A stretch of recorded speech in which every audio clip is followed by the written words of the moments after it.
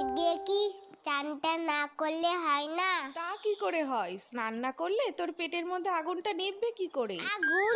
কোথায় আগুন? ওই তো দেখ না, তুই ফু কর, দেখবি মুখ দিয়ে ধোয়া বেরোচ্ছে। সত্যি সত্যি? হ্যাঁ তো, যা আয়নায় গিয়ে দেখ।